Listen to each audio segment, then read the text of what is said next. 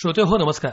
आकाशवाणी पुणे केंद्राच्या प्रादेशिक वृत्त विभागाच्या विशेष वार्ता या कार्यक्रमात मी योगेश रांगणेकर आपल्या सगळ्यांचं स्वागत करतो. नुकतंच 24 ऑक्टोबरला महाराष्ट्र राज्याच्या राज्यपालांच्या हस्ते मुंबईतल्या राजभवन इथं महाराष्ट्र गोसेवा आयोगाच्या द्विवार्षिक अहवालाचं प्रकाशन करण्यात आलं. आपल्या महाराष्ट्र राज्यामध्ये देशी गोवंश संवर्धन, संरक्षण आणि कल्याण करण्यासाठी हा महाराष्ट्र गोसेवा आयोग स्थापन करण्यात आला आहे. याच महाराष्ट्र गोसेवा आयोगाचे अध्यक्ष माननीय शेखर मुंदडा सर यांना आज आपण आपल्या आकाशवाणीमध्ये आमंत्रित केलंय. नमस्कार मुंदडा सर. नमस्कार सर, तुमचं आकाशवाणीच्या स्टुडिओत स्वागत आहे. धन्यवाद. आपल्याशी चर्चेला सुरुवात करताना मला पहिला प्रश्न तुम्हाला हाच विचारायला आवडेल की महाराष्ट्र गोसेवा आयोगाची स्थापना नेमकी कधी झाली आणि ही स्थापना करण्यामागची भूमिका काय? महाराष्ट्र गोसेवा आयोगाची स्थापना 7 जुलै 2023 ला झाली आणि ही स्थापना करण्याचं मुख्य उद्देश देशी गोवंशाचं संगोपन, संवर्धन आणि संरक्षण करणं. कारण आपल्याला माहिती आहे की हळूहळू ज्या पद्धतीने रासायनिक शेती होतीये, बैलगाड्यांचे उपयोग संपलेले आहेत, शेतकऱ्यांचे कुटुंब छोटी झालेली आहेत, त्यामुळं देशी गोवंश हा दूध द्यायला कमी आहे. त्यामुळं त्याचं संगोपन, संवर्धन आणि संरक्षण करण्यासाठी कुठेतरी सगळेजण आपण कमी पडतो आणि म्हणून स्पेशली महाराष्ट्र गोसेवा आयोगाची स्थापना त्याच्यासाठी झाली आहे. सर, आपल्या देशात नेमके कोणकोणत्या राज्यांमध्ये गोसेवा आयोग आहे आणि या सगळ्यांमध्ये आपल्या राज्याचा जो गोसेवा आयोग आहे त्याचं वेगळेपण काय सांगाल? हा खूप चांगला प्रश्न आपण विचारलात. जवळजवळ 8 राज्यांमध्ये आता गोसेवा आयोग आहे. अच्छा, 8 राज्यां. हो, आणि ह्या 8ही राज्यांचं अभ्यास आम्ही आधी 1 वर्षभर केला. आयोग स्थापन व्हायच्या आधी हा जो ड्राफ्ट कमिटी बनवली होती त्याच्यात सुद्धा मी होतो आणि मग मी हे सगळे अभ्यास केल्यानंतर आमची एक कमिटी होती पूर्ण. त्या कमिटीने असा निर्णय घेतला की 2 गोष्टी याच्यामध्ये आपल्याला वेगळ्या केल्या पाहिजे. कारण आपला मुख्य उद्देश काय आहे तर देशी गोवंशाचं संगोपन, संवर्धन आणि संरक्षण करणं. आणि म्हणून आम्ही 2 गोष्टी याच्यात वेगळ्या टाकल्या. बाकी सगळ्या राज्यांच्या घटनेमध्ये असं आहे की गोवंशाचं संगोपन, संवर्धन, संरक्षण आहे आणि महाराष्ट्राचा आयोग असा एकमेव आयोग आहे की जिथे देशी गोवंशाचं संगोपन, संवर्धन. त्यामुळं आमचा फोकस क्लिअर आहे. नंबर 1. नंबर 2, आमच्या लक्षात आलं की सरकार किंवा आपले ब्युरोक्रेसी असते, मंत्री असतात, हे बदलत असतात. बरोबर. आणि बदलल्यानंतर पॉलिसी बदलू शकते आणि मग अनुदान असतं, बाकी सपोर्ट असतो, हा कधीही कमी जास्त होऊ शकतो. त्याचा परिणाम गोशाळेवर होऊ नये, देशी गोवंशावर होऊ नये म्हणून आम्ही हा दुसरी महत्वाची बाब फक्त महाराष्ट्र गोसेवा आयोगामध्ये आहे. ती म्हणजे महाराष्ट्र गोसेवा आयोग डोनेशन, CSR ह्या माध्यमातून पैसे घेऊन ते काम करू शकतात. अच्छा, CSRची तरतूद आहे. ऑफिशियली तरतूद आहे. सर, महाराष्ट्र गोसेवा आयोगाचं नेमकं उद्दिष्ट म्हणजे विजन मिशन ज्याला म्हणतात. हो, हा पण खूप चांगला प्रश्न आपण केला. मला आवडेल की जेव्हा महाराष्ट्र गोसेवा आयोगाची स्थापना झाली 7 जुलैला, तर सगळ्यात आधी सगळे सदस्य, त्यात मी स्वतः महाराष्ट्रभर आधी 1 वर्ष, जवळजवळ 1 वर्ष मी संपूर्ण महाराष्ट्र पिंजून काढला आणि एकदा नाही तर 2दा आणि जवळजवळ 500 पेक्षा जास्त गोशाळेला मी व्हिजिट केली. अच्छा. त्यांच्या आधी अडचणी समजून घेतल्या. कारण ऑफिसमध्ये म्हणून पॉलिसी तयार करणं ही एक वेगळी पॉलिसी असते आणि फील्डवर उतरून समस्या समजून त्यांच्या रिक्वायरमेंट जाणून घेऊन ती पॉलिसी करणं ती एक वेगळी गोष्ट असते. आणि म्हणून याच्याच बरोबर जेवढे आपले गोरक्षक आहेत त्यांच्या वेगवेगळ्या भागांमध्ये मिटिंगा घेतल्या, जसे गोसेवक आहेत त्यांच्या पण आम्ही मिटिंगा घेतल्या आणि ह्या सगळ्या मिटिंगांमधून एक अजेंडा तयार झाला, एक पॉलिसी तयार झाली की कशा पद्धतीने महाराष्ट्र गोसेवा आयोगाचं काम असावं. आम्ही ह्या सगळ्या 1 वर्षाच्या कालावधीच्या अभ्यासानंतर GO10 हा आम्ही व्हिजन आणि मिशन अजेंडा बनवलेला आहे. GO10 म्हणजे गो संगोपन, गो संवर्धन, गो संरक्षण, गोमय मूल्यवर्धन, गो आधारित शेती, गोपालक, गोशाळा, गोरक्षक, गो साक्षरता आणि गो टुरिझम. अच्छा. अशा 10 गोवर आपण बघितलं. एक गो मध्ये खूप मोठं काम आहे. कक्षा रुंदवली. कक्षा खूप रुंदवली आणि आम्हाला लक्षात आलं या 10 गोवर जोपर्यंत आपण काम करत नाही आपल्याला जो बदल अपेक्षित आहे तो आपल्याला करणं मुश्किल आहे. आणि त्या पद्धतीने आम्ही खऱ्या अर्थाने 1 वर्षानंतर या आयोगाला कामाला सुरुवात. सर, तुम्ही खूप हे विस्तृतपणे सांगताय. या गोसेवा आयोगात सदस्य किती आहे आणि आयोगाची रचना कशी त्याबद्दल जरा सांगा. बघा, हे जेव्हा रचना याची तयार करण्यात आली त्याच्यामध्ये शासकीय सदस्य 14 आहेत अच्छा. आणि अशासकीय सदस्य 9 आहेत. कारण हे कॉम्बिनेशन खूप महत्वाचं असतं. आणि ह्या शासकीय सदस्यांमध्ये अक्षरशः म्हणजे पशुसंवर्धनचे कमिशनर असतील, साखर आयुक्त असतील, तुमचे चॅरिटी कमिशनर असतील, अशा व्यक्ती आहेत. त्यामुळं त्यांचं व्हिजन, त्यांचा अनुभव हा सगळ्यांना एकत्र आणणार आहे. आणि मी तुम्हाला एक सांगतो, विशेष या आयोगाचं असं आहे की जे सदस्य शासकीय आहेत ते कुठे ना कुठे आयोगाच्या उद्देशाला जोडलेले आहेत. अच्छा. आणि दुसरी गोष्ट, आता उदाहरण चॅरिटी कमिशनर, गोशाळा या काही प्रायव्हेट नाहीत. बरोबर. प्रायव्हेट गोशाळेला सदस्यही आम्ही करत नाही. ह्या चॅरिटी कमिशनरकडे किंवा सेक्शन 8 मध्ये, म्हणजे ज्याला आपण एनजीओ म्हणतो, नॉन प्रॉफिट ऑर्गनायझेशन, ज्याचं प्रॉफिट उद्देश नाहीये, अशाच गोशाळा आमच्या सदस्य आहेत.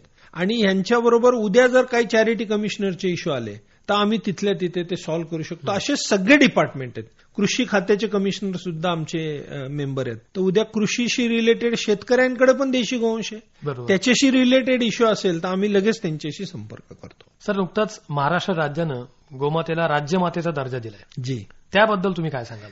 ही बघा आमच्यासाठी खूप आनंदाची बाब आहे आणि महाराष्ट्राच्या जनतेसाठी सुद्धा मला असं वाटतं खूप आनंदाची बाब आहे. कारण की पूर्ण भारतामध्ये हे बघा, तुम्हाला जरी विचारलं आणि मी मला जरी विचारलं तर आपली सगळ्यांची नाळ तशी गावातलीच आहे. बरोबर. जरी आता आपण शहरात आलो, मुंबई पुण्यामध्ये, तरी आपले कुठले ना कुठले, कोणाचे वडील असतील, कोणाचे आजोबा असतील, कोणाचे पंजोबा असतील, पण गावातूनच आहे. आणि गावातून आल्यामुळं एक गोमातेविषयी एक ट्रिमेंडस आत्मीयता आहे आपल्या समाजामध्ये. तशीच आत्मीयता महाराष्ट्रात सुद्धा आहे. आतून खूप वाटतं सगळ्यांना करूशी, पण शहरामध्ये काही करण्यासारखं गोमातेसाठी राहिलेलं नाही. कारण गोमातेचे गोठेच शहरात नाही आता. म्हणून आम्ही आपली जी भावना आतमधली आहे ती बाहेर यावी आणि आम्हाला काम करायला पण सोपं जावं आणि एक वेगळा माहोल महाराष्ट्रात तयार व्हावा, म्हणून आम्ही गोमातेला राज्यमातेचा दर्जा दिला आणि भारतात हे पहिलं राज्य आहे. एक अभिमानास्पद घटना म्हणावी लागेल. जी. सर, गोवंशाच्या कत्तली रोखण्यासाठी आणि गोहत्या बंदींवर आयोग म्हणून कशा प्रकारे कामकाज चालतं? हो, मी ह्याच्यात तुम्हाला नक्की सांगेल की गो हत्या बंदी कायदा हा 2015 पासून आहे, आता नाहीये महाराष्ट्रात. पण आयोग आल्यानंतर त्या कायद्याचं अंमलबजावणी आता आम्ही जोरात सुरू केलेली, प्रभावी झाली, प्रभावी आहे. त्यामुळं आता कायदा कडक आहे. बरेचसे कत्तलखाने आम्ही बंद केलेले आहेत, बरेचसे गोमांस पकडलेले आहेत, त्यांच्यावर जोरदार कारवाई सुरू आहे. आणि आता कुठेतरी ती भीती त्या कसायांपर्यंत सुद्धा आहे की गोवंशाची हत्या आम्ही सहन करणार नाही. बरोबर. सर, मगापासून तुमचा उल्लेख होतोय बोलण्यात की गोसेवा आयोग हा लोकाभिमुख होत चाललाय आणि महाराष्ट्र गोसेवा आयोगानं लोकसहभागाला महत्व देत एक स्वतंत्र मॉडेल सुद्धा सेट केलंय. जी, ते नेमकं मॉडेल काय ते जरा आमच्या श्रोत्यांना सांगा. नक्कीच सांगेल मी. आणि या मॉडेलची चर्चा भारतभर आहे. सगळ्या आयोगांनी सुद्धा याला इम्प्लिमेंट करायचं ठरवलेलं आहे. आणि म्हणून आम्ही काय केलं की ह्याला लोकसहभाग हा जोडून घेतला, एनजीओ आम्ही जोडून घेतले, आम्ही सीएसआर जोडून घेतलं, डोनेशनच्या माध्यमातून जोडलं की इन केस उद्या काही अडचणी आल्या, फंडचे काही इश्यू आले, पण काम थांबता कामा नये. आणि म्हणून मी ह्याला एका वाक्यात असं म्हणतो की सरकार व्यवस्था बघू शकतं, अवस्था आपल्याला बदलायला लागेल. अच्छा, अरे वा. आज ज्या गोशाळेला आम्ही अनुदान नाही देऊ शकलो, त्यांच्या क्रायटेरिया बसले नाही. शेवटी तुम्हाला माहिती आहे सरकार म्हटल्यावर सगळे क्रायटेरिया आले. तर आतापर्यंत आम्ही जाऊन डोनरला भेटून डोनेशनच्या माध्यमातून, सीएसआरच्या माध्यमातून 2.5 कोटीपेक्षा जास्त पैसे आम्ही गोशाळेला सीएसआर आणि डोनेशनच्या माध्यमातून दिले. दुसरी गोष्ट, गायी वाचवण्यासाठी आमचं एक मुवमेंट आहे की सेव्ह काऊ म्हणून आम्ही करतो. आम्ही एक नंबर दिलेला आहे, त्या टोल फ्री नंबरवर जर शेतकऱ्याने आम्हाला फोन केला तर आम्ही सांगतो, बाबा रे, तुला जर खरंच अडचण असेल गायी सांभाळायची, देशी गोवंशाची गोष्ट करतोय, तर तू ती आम्हाला विक. अच्छा, एजंटला देऊ नको, मार्केट कमिटीत जाऊ नको, काही करू नको. त्याचे पैसे आम्ही त्याला 24 तासाच्या आत साहेब त्याच्या खात्यात जमा करतो. ते पैसे कुठून येणार? सरकारकडे अशी प्रोव्हिजन नाहीये. ते सगळे सीएसआर मधून करतो. आणि मला सांगायला आनंद वाटतो की या 1-1.5 वर्षामध्ये 4,850 देशी गोवंश आम्ही ह्या स्कीम मध्ये वाचवले आणि 4.25 करोड रुपये आता शेतकऱ्यांच्या खात्यात भरले. 750 डोनर तुमच्या माझ्यासारखे सगळे सामान्य व्यक्ती त्या डोनर ग्रुपमध्ये जोडलेले आहेत. आम्ही फक्त सांगतो की आणि आम्ही पैशाला हात लावत नाही साहेब, तुम्ही डायरेक्ट शेतकऱ्याला पैसे ट्रान्सफर करायचे, थेट लाभार्थ्याला द्यायचे, आम्हाला द्यायचे नाही. उलटा आमच्या खर्चाने आम्ही गाडी करतो आणि ती घेऊन गोशाळेत सोडतो. तो टोल फ्री क्रमांक आयोगानं दिलेला आपण श्रोत्यांना म्हणजे सांगूया. मी तुम्हाला एक नंबर सांगतो, तो नक्की आपण सांगा. ज्या टोल फ्री क्रमांकावर संपर्क साधला 7038687364 हा नंबर आहे. 7038687364 हा टोल फ्री क्रमांक आहे. हा नंबरवर डायल करायचं. आमच्या तिथे 2 असिस्टंट आहेत, त्या घेतील. त्या एक फॉर्मॅट आहे, तो फॉर्मॅट त्यांना पाठवतील. शेतकऱ्यांनी करू दे, गोरक्षकांनी करून दे, आमच्यापर्यंत फॉर्मॅट आला. त्या फॉर्मॅटमध्ये आम्ही त्यांना भरून मागून फक्त माहिती मागवतो 10 मिनिटाची, की बाबा कुठली गाय आहे, कुठलं जातीचे, कधीपासनं तुम्ही सांभाळताय आणि ह्याची अपेक्षित किंमत किती तुम्हाला, असं सगळं त्यांचे बँकेचे डिटेल मागवतो. माहिती आणि 24 तासाचा संकल्प आहे. अजूनपर्यंत तर माझा संकल्प तुटलेला नाही.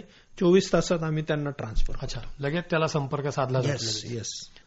सर, अनुदानाचा तुम्ही उल्लेख करताय जी. तर महाराष्ट्र गोसेवा आयोगानं आतापर्यंत किती प्रमाणात अनुदान दिलं आहे आणि अनुदान देताना किंवा अन्य गोष्टींची मदत करताना नियंत्रण जे ठेवावं लागतं त्यासाठी पशुधनाचा विस्तृत डेटा जो कलेक्ट करणं गरजेचं आहे, तो कशा प्रकारे कलेक्ट केला ते सांगा. हा प्रश्न खूप चांगला आहे आणि खरंच जाणून घेण्यासारखा आहे. आपण आता बघितलं असेल की गाईला व्हाईट कलरचं असं टॅग आहे, प्रत्येक कानात तुम्ही बघाल. तर ते टॅगिंग पशुसंवर्धन खात्याने संपूर्ण महाराष्ट्रामध्ये आज मी सांगेल 95 पेक्षा जास्त टक्के देशी गोवंशाला आता टॅगिंग झालेलं आहे. त्यामुळं ह्याच्यावरून आम्हाला आता अनुदान देणं अतिशय सोपं झालेलं आहे. कारण ते NDLMचा आमचा प्लॅटफॉर्म आहे, त्याच्यावर ते टॅगिंगचं पूर्ण माहिती आली की आम्हाला लगेच कळतं. आणि जसं सरकार आज मला सांगायला दुसरी गोष्ट पण आवडेल की भारतामध्ये सगळ्यात मोठं अनुदान आज महाराष्ट्र सरकार देत आहे, ते म्हणजे 50 रुपये प्रतिदिन प्रति देशी गोवंश हे अनुदान आम्ही देतोय. म्हणजे 1500 रुपये प्रति देशी गाय हे अनुदान आम्ही सर्व गोशाळांना देतोय. रोजचा चारा पाण्याचा खर्च म्हणून त्याला आम्ही परिपोषण म्हणून म्हटलेलं आहे. परिपोषण योजना आहे ही, की चारा पाण्याचा खर्च बाबा रे आम्ही सरकारकडून थोडासा आम्ही तुम्हाला हातभार लावू. आयोगाचं मुख्यालय कुठं आहे? आमचं आयोगाचं मुख्यालय आपले पशुसंवर्धन खात्याचे कमिशनर जिथे बसतात, आयुक्तालय जे आहे औंधला, स्पायसर कॉलेजच्या समोर, तिथेच पहिल्या मजल्यावर आयोगाचं ऑफिस आहे. अच्छा, महाराष्ट्र राज्य गोसेवा आयोगाचं मुख्यालय तिथे. सर, आयोगाच्या कार्यप्रणालीची तुम्ही विस्तृत माहिती देत आहेत. चर्चेचा समारोप करताना आयोगाची भविष्यातली धोरणं काय असतील आणि उपक्रम काय असतील त्याबद्दल सांगूया. हे बघा, आता भविष्यातली धोरणं हीच आहे की GO10 वर आम्ही संपूर्णपणे एक अँगलनी काम करतोय. दुसरी गोष्ट, आम्ही जे काही 2-3 इनिशिएटिव्ह आता घेतलेले आहेत ते अतिशय महत्वाचे आहेत. भारतामध्ये महाराष्ट्र पहिलं राज्य आहे की ज्यांनी बोवाईन ब्रीडिंग ऍक्ट आणलाय. अच्छा, म्हणजे काय, आजकाल बघा ब्रीडिंग फिजिकली होत नाही गायींचं, वळू येईल आणि ब्रीडिंग होईल, आता तुम्ही दिसणार पण नाही तुम्हाला. तर काय केलं जातं, तर त्याचे सिमेन काढून ते इन्सर्ट केले जातात गायीत. दुसरी गोष्ट, वळू आहे ना, वळू चांगले वळू मिळत नाही म्हणून आम्ही आता ब्रीडिंग पॉलिसी सुरू केलेली आहे. चांगले चांगले प्रक्षेत्र आहे आमचे पशुसंवर्धनचे, त्याला कसं सपोर्ट करता येईल आणि चांगले वळू कसे तयार करता येईल, नंबर 2. नंबर 3, तुम्ही जर वासरं आणि बैल बघितले, यांचं कामच नाही हो. ते यांचं काम नसल्यामुळं खरं सांगू का, हेच जास्त कत्तलीसाठी जातात. अच्छा, तर हे वाचवण्यासाठी आपण काय करतोय, तर सॉर्टेड सिमेन आता आम्ही हे केलेलं आहे. म्हणजे तुम्हाला जे सिमेन दिलं जाईल त्याच्यातून कालवडच येईल. अच्छा, तर त्या पद्धतीने आता आमची पुढची स्टेज आहे. आणि चौथी खूप मोठी गोष्ट आम्ही करतोय आता, ती म्हणजे एम्ब्रिओ ट्रान्सप्लांट. म्हणजे ज्या गायीला जी प्रेग्नंट नाही होऊ शकत किंवा प्रेग्नंट होऊ शकते पण झाली नाही, अशावर ट्रीटमेंट करून त्याला एम्ब्रिओ ट्रान्सप्लांट करून देशी गोवंशच येईल. मग तुम्ही विदेशी गायीत जरी टाकलं तर पुढचं देशी येईल, तुम्हाला पाहिजे तसं ते एम्ब्रिओमुळे येईल. आणि त्याचं काम आता आम्ही सगळीकडे सुरू करतोय. म्हणजे पशुवैद्यकीय तंत्रज्ञानाची मदत, सगळ्या लॅब रेडी झाल्या आपल्या. सर, खूप छान. आकाशवाणीच्या आज विशेष वार्ता या कार्यक्रमात महाराष्ट्र गोसेवा आयोग याची माहिती देत, गोसेवा आयोग कशा पद्धतीनं गोवंशाचं संरक्षण, संगोपन आणि संवर्धन करते, गावो रक्षती रक्षितः हा गोसेवा आयोगाचं ब्रीदवाक्य. त्यानुसार तुम्ही आज आमच्या श्रोत्यांना माहिती दिलीत. तुम्ही आकाशवाणीत आलात त्याबद्दल आकाशवाणी पुणे केंद्राच्या प्रादेशिक वृत्त विभागाच्या वतीनं मी आपला धन्यवाद व्यक्त करतो. धन्यवाद. खूप खूप धन्यवाद. Thank you so much.